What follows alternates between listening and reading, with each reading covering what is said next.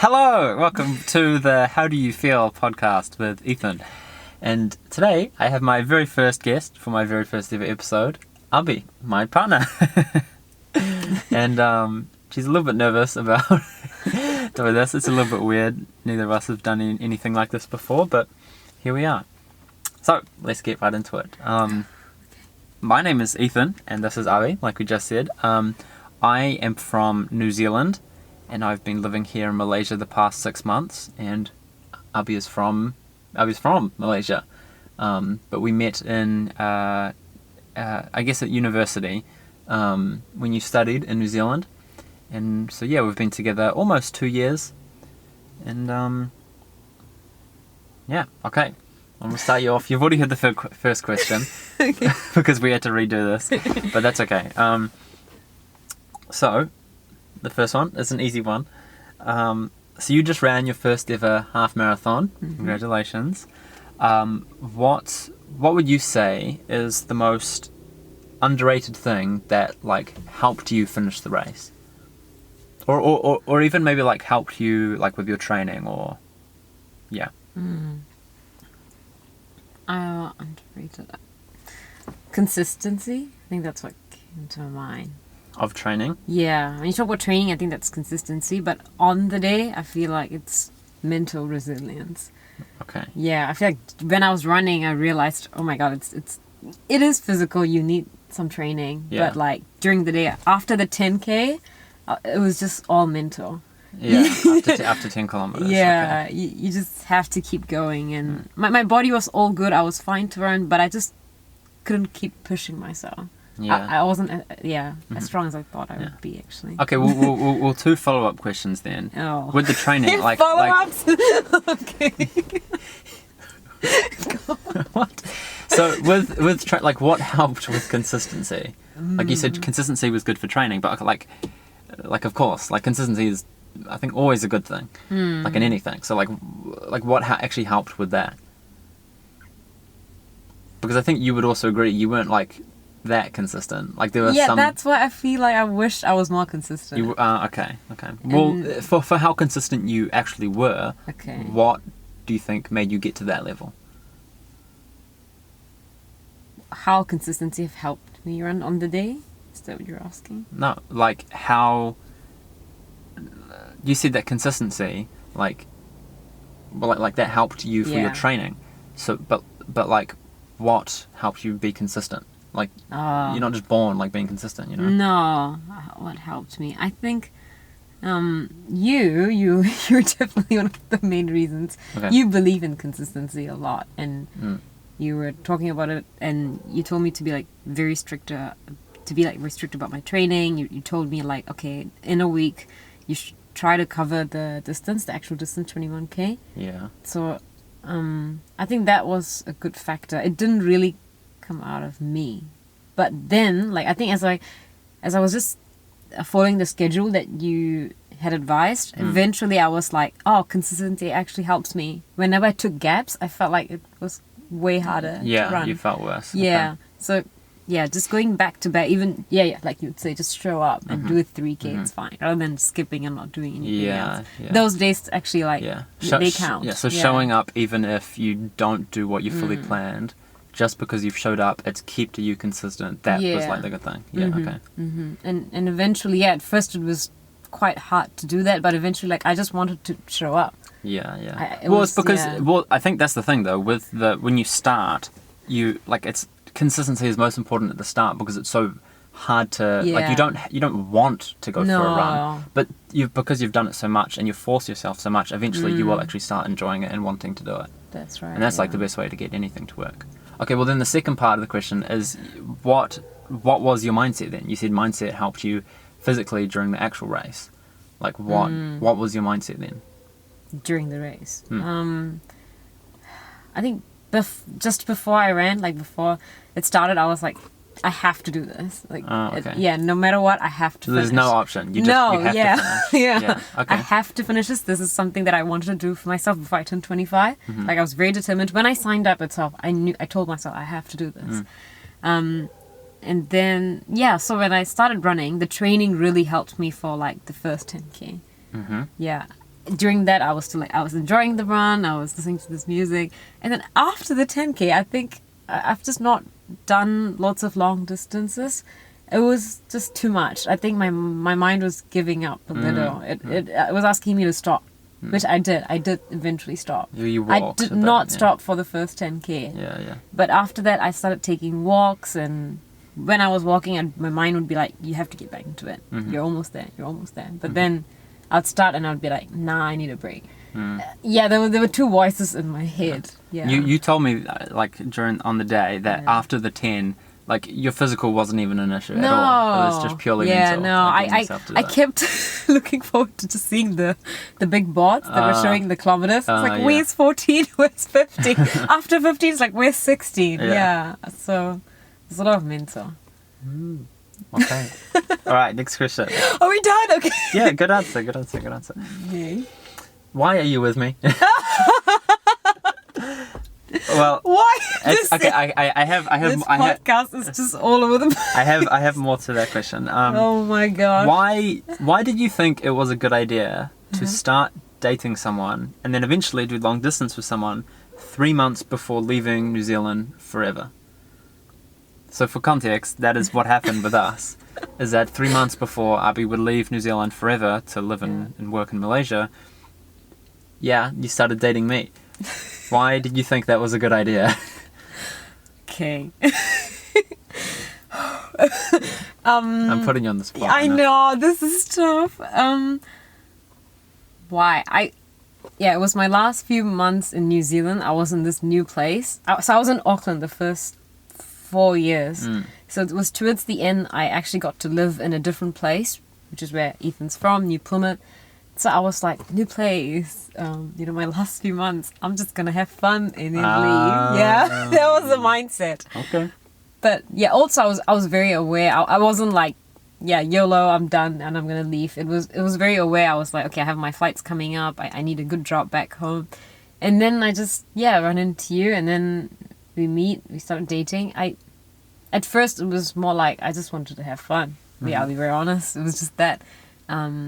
But then I really liked you, so I gave it a go. Yeah. Okay. Things turned into something I did not. Yeah. So it was kind of accidental. You wouldn't say like no, you it was not. like planned it like that much. No. Okay. No. Yeah. You knew this. Okay. What do you think is the best thing that we have done for our relationship? Best thing we've done.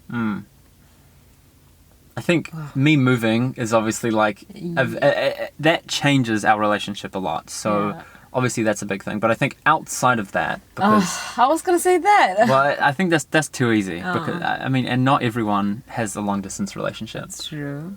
Okay, best thing we've done. Okay, like let's say like since living together, or I don't know. I think communication. Okay. How whenever we do have problems, we come back to each other and we talk about it. Like we sometimes spend like a whole day not talking to each other, and then at night spend like hours actually debunking it and understanding. It's really annoying actually. Yeah. Because we won't talk to each other all day, and then it'll be like 10 o'clock and be like, oh, should we talk about this? And then we talk until 12, and it's like, oh, we sleep super late. No, but it is important to take breaks. That has helped me personally to internally process like why did I react? Me too, I think. Yeah, in a certain way and whatnot. But yeah, I think coming back to each other and actually like talking about it, going through it and knowing how we're gonna be better in the future. So I think that has helped. That's the best thing we've done for ourselves. Yeah, I think like always coming back together. Like I think kind of having that break, and for me what I know really helps me, and it might just be because of the person that I am, or I don't know, but maybe it could help everyone, is I remind myself like, okay, we still love each other, whatever it is we're going through, like we still want the best for each other. Maybe we have different perspectives on what is the best for each other, but we should respect each other's perspectives, and then just try come together and come to a solution. And if that solution is that one person needs to give up and not be so strong about a certain opinion, then that's okay. You're smiling because that's me, huh? No. I'm smiling because I'm wondering, like, if you agree. Like, do you agree with what I said, or do you think there's a better thing that we've done together? Well, I think we haven't established that we will. Well, actually, we kind of have that we will always come back to each other. Something that I've said before a while ago is that we should never go to bed angry with each other. Yeah. I think the only times that we have done that is when the break we've had isn't long enough. Like, we're upset at each other, and then it gets to 12 o'clock, and it's like, we still need more time apart. Okay, I think yeah. those are the only times. Yeah, and I just go to work and I'm busy and just, yeah. Yeah. So I think always coming back together at at the end of the night, or before you go to sleep, so that you don't make it normal. You don't make it okay to go to bed angry with each other, and not have the problem be talked about. I think, should always do that. I think that sort of, because we've definitely talked explicitly about that. I think that is the best thing we've done. Sometimes it's gone over multiple days, but I think that's only because we need that extra time. So it's not ideal, but yeah, we need that. Mm-hmm. That's what I would say. Okay.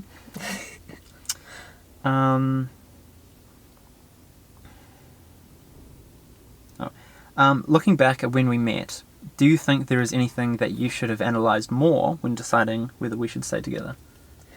Do you think there's something that you didn't think enough about and maybe you got lucky, or you didn't think enough about and you wish you did because there's some big issues that I have that you're not happy about? That's a good question. Thank you. No, I feel like we've talked about everything before we did long distance. Yeah. We definitely put a lot of effort into it. We tried to explore all aspects, like career, money, kids, marriage. Yeah. I think that's like the biggest, most obvious ones. It was very early into relationship, but we made sure to talk about all of this. I've had surprises after moving in. Me too. Yes. It happens, but I don't think going back in time I could have actually talked about those specifics. It'd be hard to predict without experiencing it. I think you have I think to it's go true, through it to actually know it. I've definitely had a lot of thoughts of is this something that, damn it, this is a problem, this is something I'm not happy with, I should have thought about this, or I should have checked, I should have looked at this if that was a new, let's say I'm annoyed that you don't do the dishes on time, and it really gets to me. I should have, thought about that before living with you or being with you. Or is it that this is just, everyone has things that make people upset, especially in a partners. Partners get upset at each other for anything. It just happens because you're living with someone. You get so comfortable. Yeah. So, or is it just something I'm upset about, but it's nothing serious. I should just move on, And I think for the most part, I just come to that conclusion because I think I'm happy most of the time. So I think that's pretty good. And the stuff that I get upset about, if it's the dishes, life's probably pretty good if I'm just upset at dishes, So it's that's sort of what I think. Yeah, that's a very specific dishes example, but that's just but there's been cases of career, when we talk about your career. True, there are money, bigger things. Yeah, money, and we've talked about this before. Moving. We talked about that before. Before, but it's just very different when you actually get to experience it. It's true. It does change. Yes. Yeah, so I feel like we did the best we could. Then I think so. I'm sure there's something that we didn't do right, but I think we did good enough. Okay, what do you think is the most underrated thing that people should look out for in a partner when starting a new relationship? When starting a new relationship. So similar question, but what do you think is underrated in other people when looking for a relationship? So we talked about a whole bunch of things. The first thing that comes to mind for me is that I think people should talk about having kids very quickly. Obviously, it's very abrupt, and it's obviously insinuating that you will have kids with that person. Yeah. But I think if you are certain you don't want kids, and the other person is certain they do, it's not worth continuing the relationship. I think money. People should talk about money a lot more. Yeah. It's very easy to, I don't know. I feel like there's a common opinion about money. Depends where you come from, your upbringing. There's lots of aspects to it. But then, like, it's quite hard for a person to actually know how do they feel about money until you come to a certain age, until you start earning, you actually have a good understanding about money and whatnot. So, and especially if you're starting a relationship and you think you want to have it for long term, you definitely should talk about money. How do you think about it, how your partner views it, and, I don't know, sharing and whatnot. Yeah.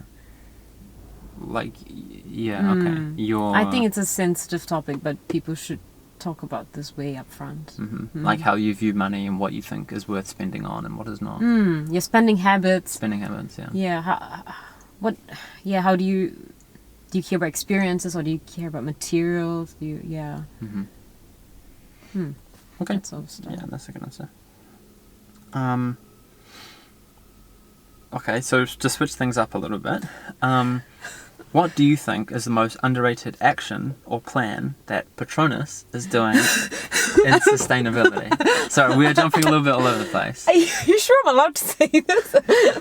Underrated. Well, I mean, don't leak anything confidential. Okay. Like, I imagine most people probably assume that Patronus has some sort of emissions reduction plan, which I know they do. But, like, what do you think doesn't get enough attention? Not that $1 billion oil company needs praise, but, like, what do you think? It doesn't get enough attention. As someone who works in corporate sustainability for Patronus, like, is there anything that you see, like, this is actually a really cool project, but no one really knows about it?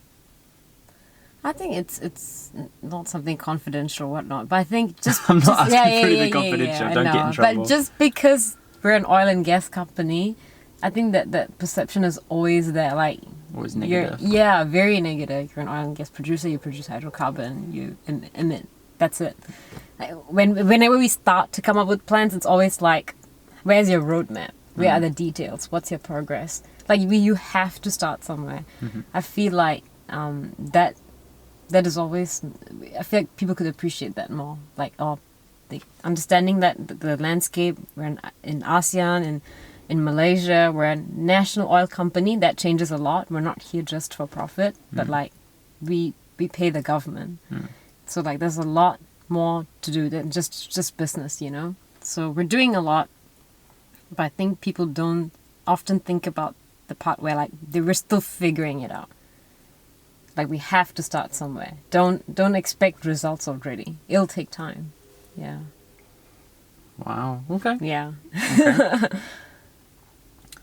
And don't compare with other oil and gas like companies like Shell, BP, big companies out there. You cannot compare Petronas because they are not national oil and gas company. They are multinational. Like, sorry, what are they called? There's a word for it. NOCs. I forgot the word. But they don't pay their governments. They don't work for them. Yeah. And so that's different. Okay, so you're kind of defending Patronus a little bit. I would like to move on to the next question. I would prefer not to comment. Okay. Yeah. If you could give one piece of advice to someone going into corporate work, what would you say? You have to drive your own career path. Do not expect things will just fall into place. Things will come your way, things will not work your way, things will happen, but I feel like you have to be in control. You try to be in control as much as you can. Focus, be picky. This is important, this is not important. And like, you should spend more time on the stuff on you that. think Channel your energy in the right place. in the places you like or you want to work in. Is that the advice that you would have given yourself when starting Patronus? You think that's the most important thing? For sure. So for yourself as well. It has taken some time for me to actually get it. This is an advice that I've gotten from my seniors. So oh wow, okay. Yeah, they did tell me this, and I was like, that actually makes sense. And eventually, I'm actually realizing it. Yes. And have you found that to be helpful for you? Oh, 100%. When I am happier with my job when I actually focus my energy into something that I really like. Okay, but do you feel like that results, that gives you results. Like and then you end up Yeah. actually working more in that area. That is true. Yeah. Okay, yeah. I do think you tell me sometimes like, this person's getting annoyed with me because I'm not focusing on their work. Yeah. But that's because I don't like it. But it's kind of good because then they don't include you, but they're not including you in stuff you don't like, and then you do more. Yeah. But it is unfair for them. Yes. You have to like voice out. I think we have like mid-year check-ins. Not that voicing out works very well, but you have to. I think this You way have works. to. Yes, you do, yeah. Okay, well that's Okay, that's a good answer. Mm. Okay, a bit of a switch up again. Since living in Malaysia, I've talked to a lot of people our age about their relationships with their parents, and you always hear the same thing of like, classic Asian parents, sort of. Yeah. And kind of referring to how they have such high expectations for career, and also often have very, I'd kind of describe it as like basic relationship expectations too. Like, you aren't allowed to date anyone, but you should get married young and you should have kids and you should settle down, which usually results in people not having very open dialogues with their parents, and they just think that like hiding things is easier than being open. Every situation is obviously different, but having Asian parents, I mean, you do. I don't know why I did quite, but I'm just, like the term Asian parents. Yeah. Like, what do you think is the best mindset and dynamic to have with Asian parents? As a kid, is it like what can children do, or both parties? Well, dynamic. I think that would mean both parties. From your perspective.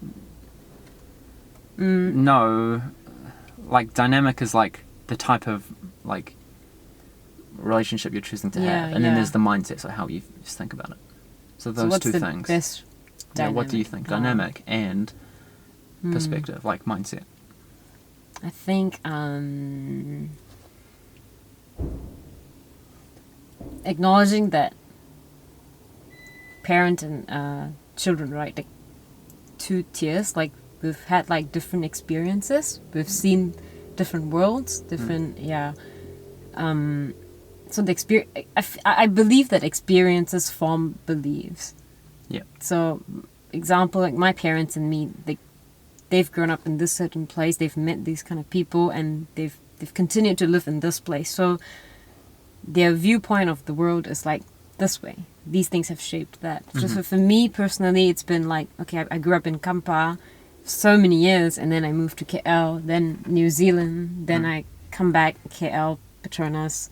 So these things have shaped me into who I am. So first of all, not expecting the other party to think and believe the same way as they do is like one thing that you should know. And it's hard. I want my parents to think the way I do, and they want me to think the way they do. Yeah. You have to let go. You have to understand that it's okay for two people to have different ways of thinking. Mm-hmm.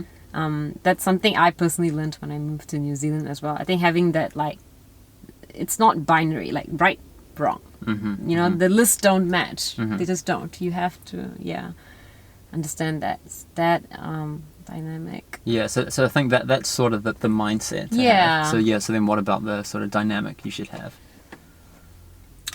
So there's like, I mean, very basically, there's two perspectives of ignore your parents, do whatever you want, don't talk to them, and do exactly what they say. Yeah. No, yeah. Obviously, I imagine it's somewhere in the middle. Yeah. It's easy for me to say, but how specific I can get. So it depends how your parents are. But my parents have been a surprise for me, really. I thought they were this very strict parents, and I thought I couldn't let them know a lot of things.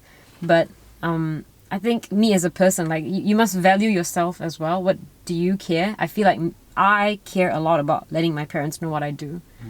So in my circle of this is my world, I do let them know a lot of it. Like, example, for my brothers, one of my brothers try to let them know like everything. The other brother just like chooses not to let them know. Like, example. Mm-hmm.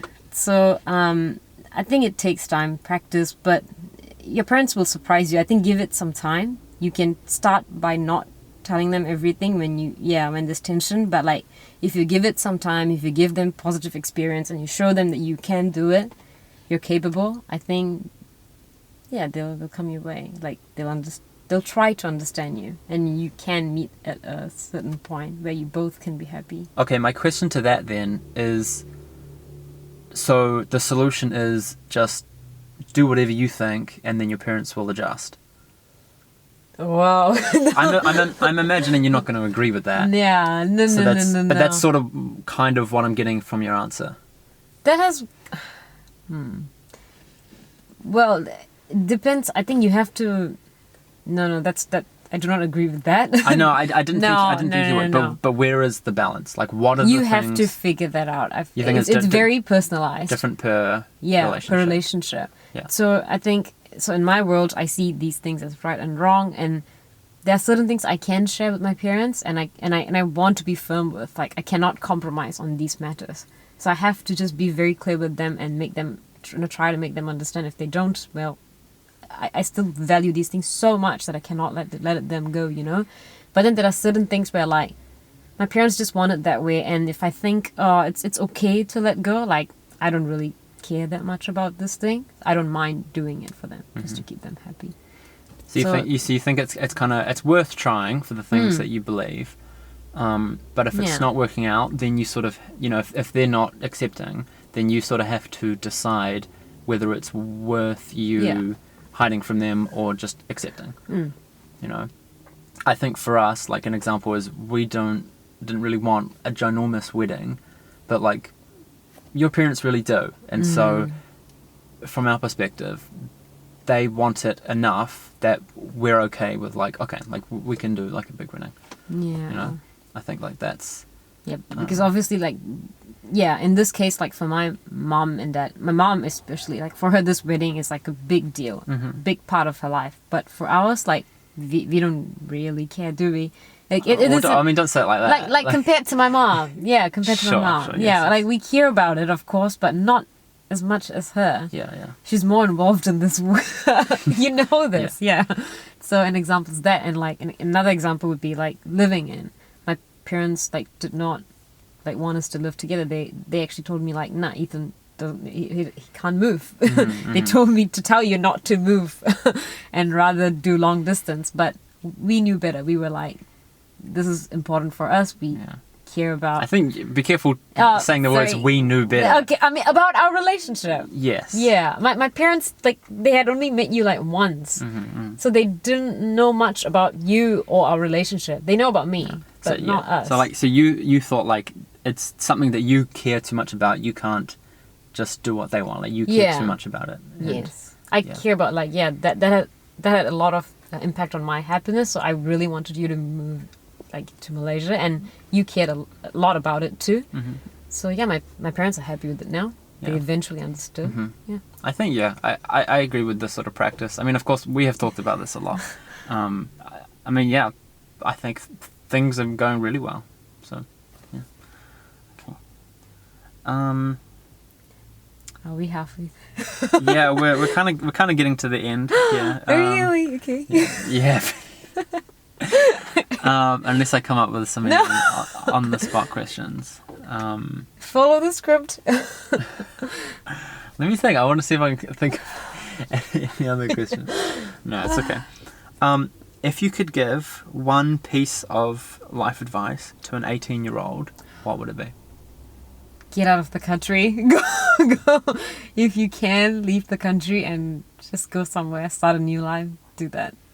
Start a new life. Like, start yourself somewhere new. Like, just explore something new. Like, do that. So you think one of the best things that an 18-year-old can do for themselves is living somewhere else? Yeah, again, this depends on, like, money and a lot of things. Yeah, it's not easy, but if you can, you should try to move or just move out of your parents first. I feel like it's still very common for 18-year-olds to still live with their parents. Okay. Move out, yeah. Okay. Why is that? Because I feel like the world has just so much more to offer, and when you what? Can I finish? Yeah. Go on. So when you're with your parents, like, when you've been living under their roof like for 17, 18 years, right? You're thinking, the way you view life is very limited. It's still very much controlled by them, and your lifestyle is also very much affected by them. And their upbringing.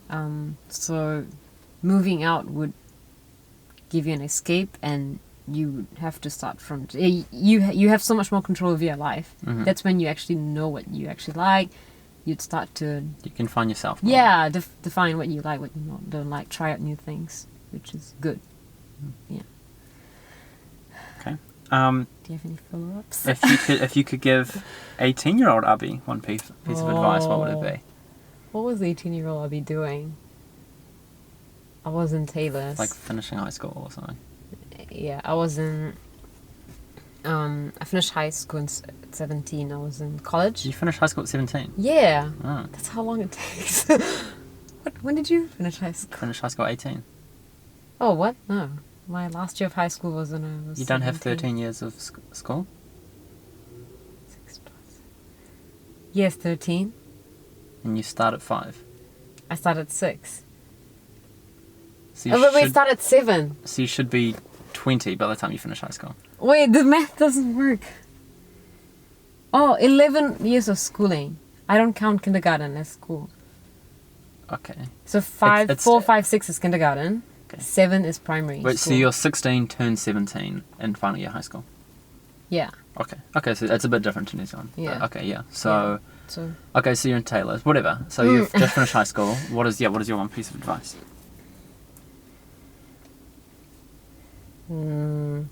yeah, don't sit at home and not do anything while waiting to get into college. I feel like I could have wasted a lot of time? Yeah, I wish I had worked. Got some Done some- experience or got some Yeah. money? Both. Okay. But money, not so much. I didn't, I had a scholarship Mhm. at that point. But yeah, it just worked. And also at 18, I started my college, right? Mhm. I was just studying too much. I would have told Abby, you don't have to study. Mm. There was only one university in one country you had to go to. Mm. And the entry point was like, meh, which I could do it. And like, I studied too much. I didn't have to try that hard. Mhm. I feel I could have just chilled and done more stuff. Mm. Mm. Yeah, maybe had a boyfriend or something. Yeah. Yeah, I didn't explore, the college life Mhm. enough. Mm. I regret Okay. that. All right, good answer. What would you have given your 18-year-old? What advice? What were you doing? Well, First year uni? I mean, I don't regret my life, so I think Oh. I wouldn't want it I wouldn't want anything to change, assuming that I'm not going to change the future, Yeah. because my answer would change the future. Is Okay. that I would think What were you doing when you were 18? I just finished high school, Okay. so it's like I would like to say, don't go to university. Oh. You know, university is one of the best years of my life, but I think, you know, I'm now at the end of it with a degree and a whole bunch of debt, and I'm not really doing anything with it. And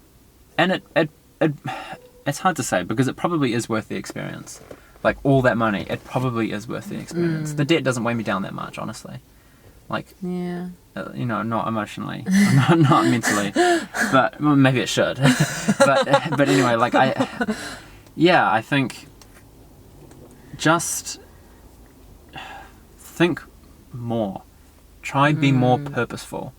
You know, why are you doing something? Like, I mean, my biggest regret is just bad habits. But like, that was even before I was 18. You know, like, I think I have, you know, some bad habits of not being super hardworking or productive, you know. Like, I see other people, especially at university, of people who can, like, you know, wake up, go for a run, go study until like 10 p.m, come home. Like, they're just very hardworking, and they can be very productive with their days and therefore their life. And I think that's something I worry about a lot, that I'm not being productive with my days, and therefore I'm not going to be productive with my life, and I'm not going to get as much done, and I'm not going to reach my full potential as much of what it could be. And so, but it's so hard to be purposeful. Like, even, you know, the last few years of me being more aware of this and really trying to get myself to be more purposeful, I still have bad habits. I still am who I am. It's really hard to change. And so I think that is the advice I would give, but I don't know whether it would help that much. Yeah. That's what I would say. Good answer. Have you got any other questions for me? Yeah, did you think the podcast went well? Yes, I think it went really well. You were very nervous that you didn't know what I was going to ask you. Yeah. But I'm not surprised you talked very well. Well, I think so. Maybe people will think that you sucked, but... It's No. okay, bash me in the comments. No, there you go. Yeah. Okay. Thank you. Thank you for watching. having I realize me. I am so white. 'Cause like Beside me? you look, yeah. you look like quite like normal. You look like you're glowing. I'm like glowing. I'm like radioactive. Like, look how white I am. It's because we're like in the sun. But anyway, Good talk. thank you for watching.